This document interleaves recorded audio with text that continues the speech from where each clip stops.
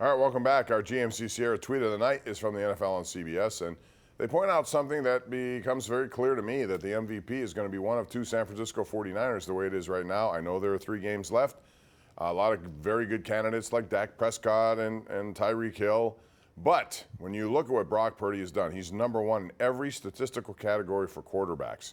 And he is just, you can call him whatever you want to call him, system quarterback. The dude knows how to play football. He makes smart decisions.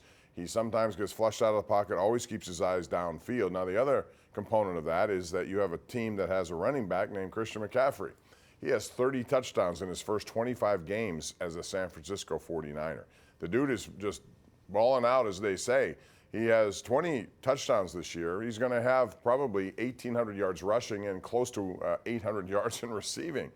He's doing it all. How do you ignore that? So if you had an MVP, who would it be? To me, it's got to be one of those 2 guys.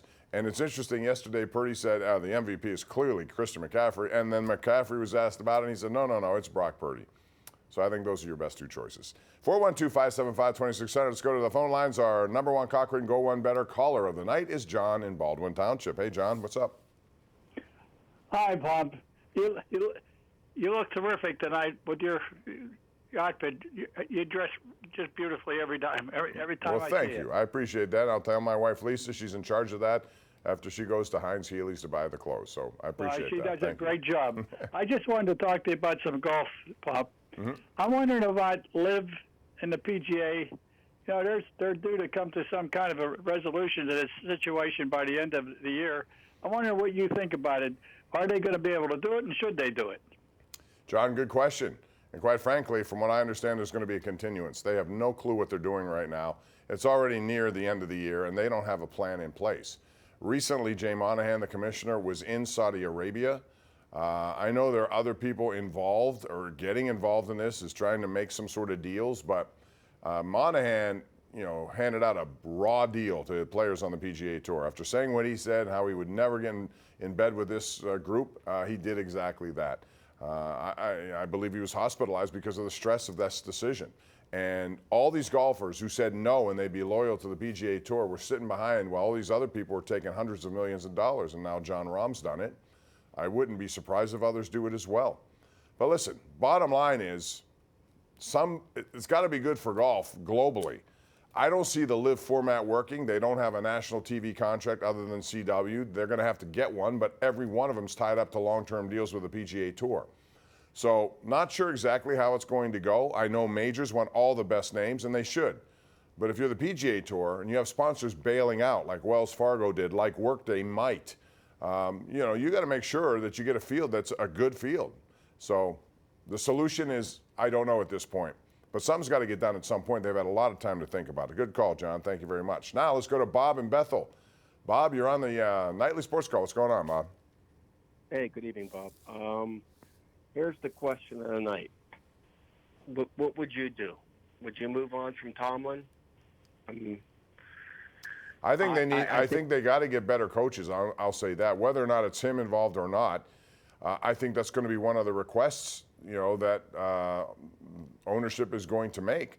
They got to get better coaches. You can't have someone like Matt Canada, all due respect, with a limited resume come in and take over this. And then they doubled down and tripled down, keeping him around. And eventually it just was going to get a problem. And even now, they have a co-offensive coordinatorship, and it's not working. So they're going to need to definitely do something there. I don't know. I mean, there are a lot of potential outcomes to this. I heard Jay Glazer talking, he knows Mike Tomlin pretty well, that, a trade, and that trade talk started. It's rare to get one. But if Mike Tomlin does get to a point after 17 years, I mean, it's a long, tremendous run, and he wants to move on or end up with somebody else, he should have the right to look at those teams, and the Steelers should try to figure out a way for that to happen.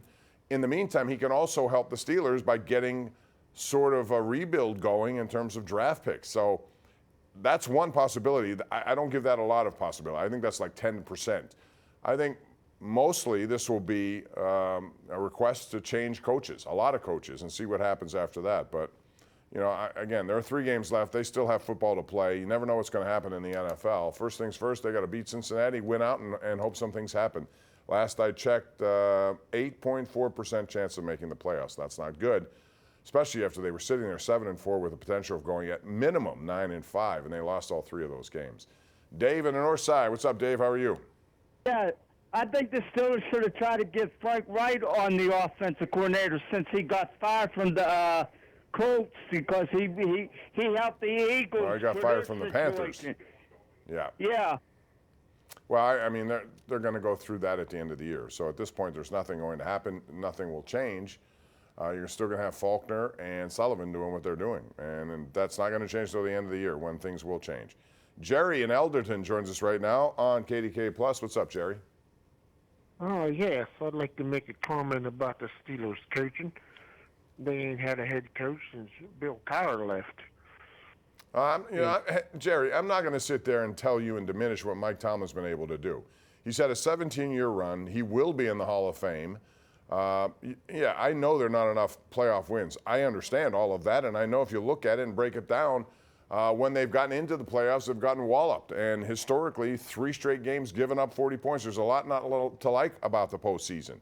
But he's also put together some pretty good numbers in the regular season, and that does matter because you have to have that to get to a postseason. So, but 17 years is a long time. Like I said, there are going to be some tough decisions have to be made, some tough conversations.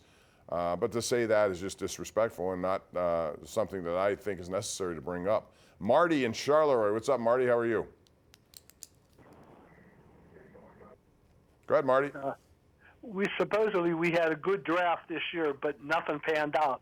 And if we lose the next 3 games, we get high draft picks, but we don't have anybody here that can coach them. Well, I mean, we'll see. I mean, their draft class this year looked pretty good. I have questions about previous draft class, to be honest with you.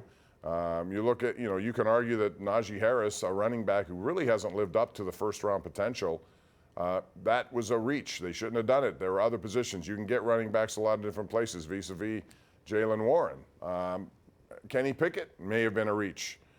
Depending on what happens here. There's 2 years into this now, and I don't think there's any definitive conclusions about what he is. Can he be good? Terry Bradshaw says yes, he can, as long as he has people around him who will make him better. So there's still a lot of unwritten chapters to all of these stories, and we'll see how they go. But drafting is key. If they do get a high draft pick or higher, then they got to make sure it hits into something special. Broderick Jones looks like a very good player. I thought Keanu Benton had surged to a point recently, not so much. Nick Herbig looks like a player. Washington, I thought was going to be a player.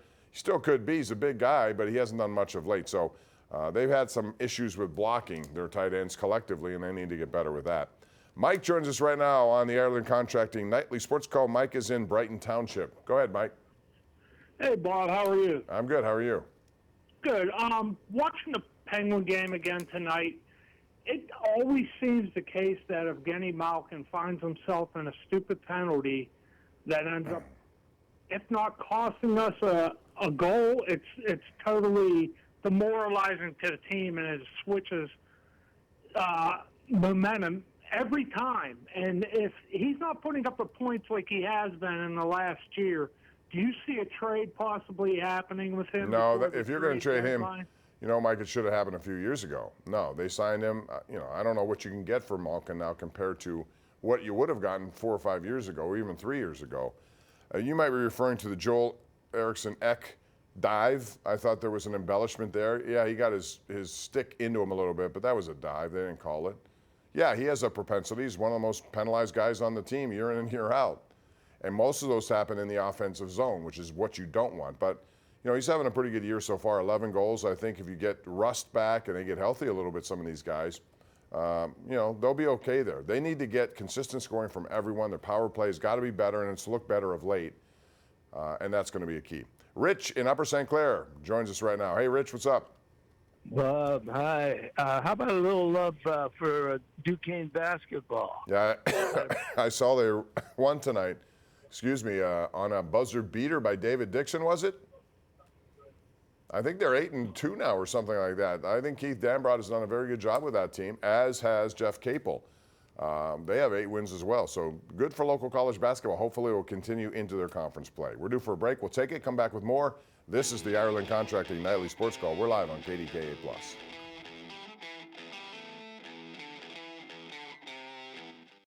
Ken Rice is standing by with some big news on a big company here in this area. Ken? Bob, as U.S. Steel sells itself to a Japanese steelmaker, what has some saying they're going to try to block that sale. Plus, how the city of Pittsburgh is planning to fix a needle exchange program. And Ray Petlin, on what to expect for your commute tomorrow morning. All coming up right here at 11. Bob, see you in a few minutes. All right, Ken, thanks very much. Let's go out to Gloria in Bethel Park. Hey, Gloria, how are you? Hi. Hi. I just wanted to make a comment. I went to the game this evening, and the Pens won. But many of the fans there were hopeful to see Fleury in the game because he's a hometown boy, really. And I was one of them. I'm extremely disappointed. But he did sit on the bench, and he did warm up. But I don't quite understand why they didn't play him. I think this is just, and it's a good call because there were chants all night long about we want Fleury, bump, bump, bump, bump, bump. I just think sometimes, there's a lot of pressure on him to play here. To be honest, he hasn't been playing his best hockey this year. Still very good at what he does.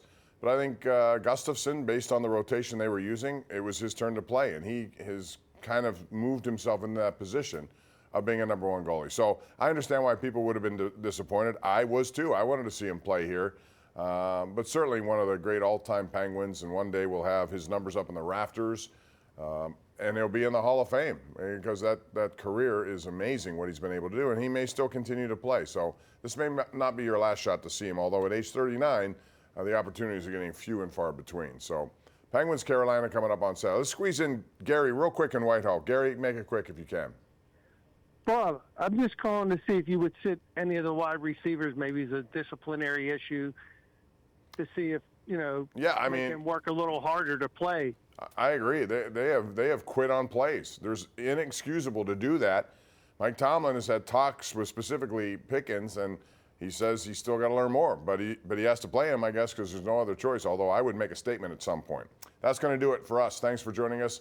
Andrew will be back here tomorrow night. We hope you are too at 412-575-2600. Good night.